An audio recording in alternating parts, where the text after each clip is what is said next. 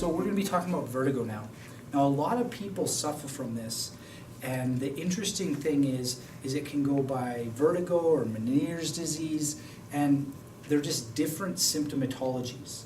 And what we need to understand is the problem is a perception issue with the brain.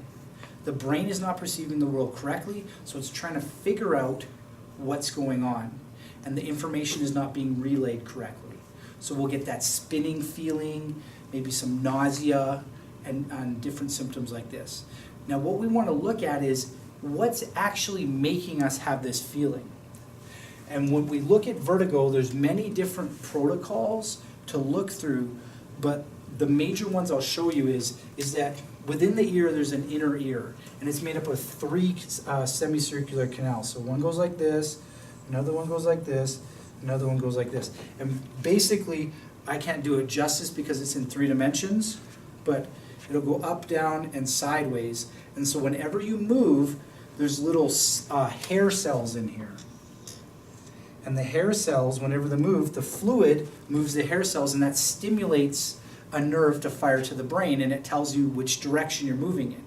So it's basically like in space they use it where they have 3 different rotating tops, and whatever way it starts to move, the top will change and it'll tell you which direction you are. So that's how the body finds out its location in space, is through the semicircular canals, the 3 of them here.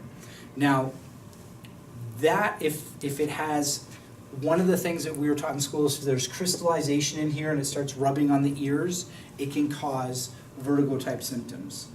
And if it is due to that, there's a simple test where you just move the head side to side when you're laying up and down, and it'll see if when you're laying on your back, and if you get vertigo doing that, it could be related to that. And that's going to be a pH issue where you change the pH, the crystals will melt away, and the body will go back to normal.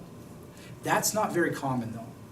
What's usually the common cause is the vestibular cochlear nerve. So vestibular means your balance. That nerve not being able to talk to your brain. So if it doesn't talk correctly to your brain, one of these pathways won't fire correctly. And when it doesn't do that, the body will keep trying to signal that area to get it to work correctly. And when it doesn't, that's when you get those bed spinnies or the vertigo type symptoms. So what we want to do is, again, we want to get the brain to reset itself to make sure this pathway is working correctly. Now we have to see, is this pathway not working correctly because the brain is not seeing it because of a stress response? Or is the pathway not working correctly because we physically have some sort of pressure or impingement on this area? So we want to look at it different ways. And looking at it different ways, basically what we need to do is stimulate the brain to make sure that it communicates correctly. 90% of the time, that is where the issue comes from. It is so prevalent in the chiropractic profession that the guy who invented the school that I went to, called Sid Williams in Life University in Atlanta, literally said, he goes, if you got a patient and they got vertigo, it's C2 left. That's literally what he said. It's always C2 left, which means the segment that you need to adjust is the second cervical vertebrae, and that will stimulate your homunculus, or the part of your brain that controls how the muscles work correctly, and then your body will reset itself. And it's so prevalent that literally 9 out of 10 people, when I do that adjustment, it makes it go away.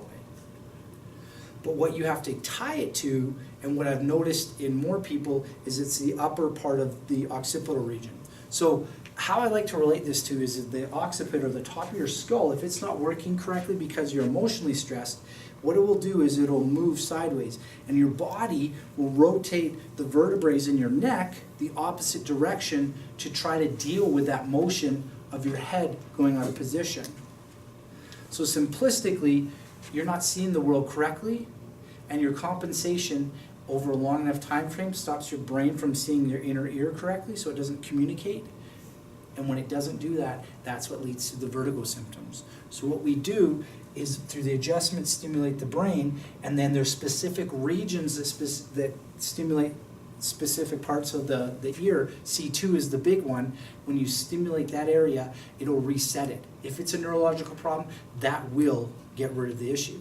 It can also be a cranial problem though, where the skull actually enters into the body, there's actually a structural pressure onto it. So we have to do cranial adjusting to allow the vestibular cochlear nerve to communicate correctly, because if there's any inflammation, that can lead to a problem as well. So there's multiple causes, and so you need to really find a physician, specifically a chiropractor, that would know how to do cranial work, would know how to look at the cervical spine and the occiput and assess it correctly, to know where areas to look at and what protocol to go through to help you out. So you have to rule out specific ones, because vertigo is not just a easy 1, 2, 3.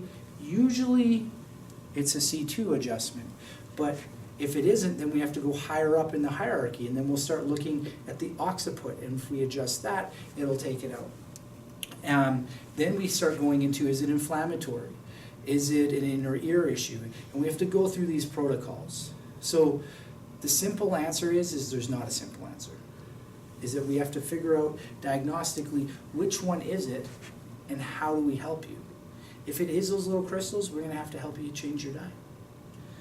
But majority of the time, 90% of the time, it is this communication deficit leading to the spins.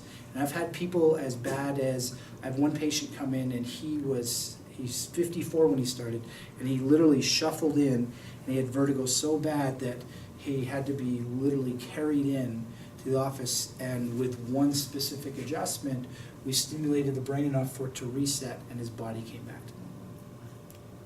Thank you.